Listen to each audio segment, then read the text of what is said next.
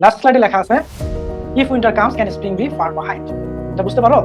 If winter comes, যদি শীত আসে, can spring be far behind, তবে বসন্ত কি খুব দূরে থাকতে পারে? এটা লিখেছেন পি বি শেলি।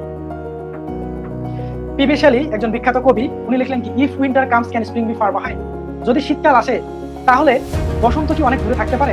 কখনোই থাকতে পারে না। ধরো তোমার জীবনে অনেক কষ্ট আসতেছে, অনেক দুঃখ আসতেছে, তুমি এটা অ্যাসেপ্ট করতে চাচ্ছ কিন্তু পাচ্ছ না, তখন কিন্তু তোমার জীবনে কি চলে বলতো? শীত চলে। এই যে তোমার জীবনে শীত চলতেছে, এই শীত চলা মানেই কিন্তু তোমার সামনে বসন্ত আসবে।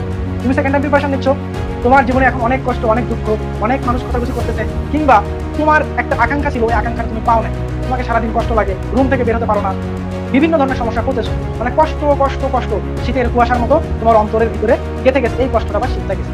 তুমি যদি এই শীতটাকে সার্ভাইভ করতে পারো, কোনোভাবে কাটিয়ে উঠতে পারো, তাহলে কিন্তু বসন্ত চলে আসবে। বসন্ত যখন চলে আসবে, তখন ওই বসন্তটাকে কিন্তু তুমি কি করতে পারবা? উপভোগ করতে পারবা। তাই তুমি যেহেতু সেকেন্ড টাইম প্রিপারেশন নিচ্ছ, তোমার বিভিন্ন সমস্যা, বিভিন্ন কষ্ট দুঃখ, তার মানে তোমার চলতেছে কি বলতো? উইন্টার চলতেছে, তোমার এটা উইন্টারটা কারেন্ট, এটা হচ্ছে রানিং। তার মানে এই জিনিসটাকে যদি তুমি সার্ভাইভ করতে পারো, এটাকে কোনোভাবে কাটিয়ে উঠতে পারো, সার্ভাইভ করতে পারো, জীবনে যত বাধা আছে সবগুলোকে পেরিয়ে যেতে পারো, তাহলে কিন্তু তোমারও স্প্রিং বা বসন্ত চলে আসবে। আর এই যখন বসন্ত চলে আসবে, তখন কিন্তু তুমি তোমার স্বপ্ন পূরণ করতে পারবা, তোমার যে এই জার্নিটা ছিল এই জার্নিটাকে সফল করতে পারবা। তাই আমরা লাস্টলি কি বলতে পারি বলতো? If winter comes can spring be far behind, যদি শীতকাল চলে আসে তাহলে কিন্তু বসন্ত বেশি দূরে থাকে না। বসন্ত অবশ্যই খুব সন্নিকটে। তোমরা যদি কষ্টটাকে কাটিয়ে উঠতে পারো, তাহলে তোমাদের জন্য বসন্তটা খুব সহজ। ধন্যবাদ সকলকে, দেখা হবে নেক্সট ক্লাসে ইনশাআল্লাহ।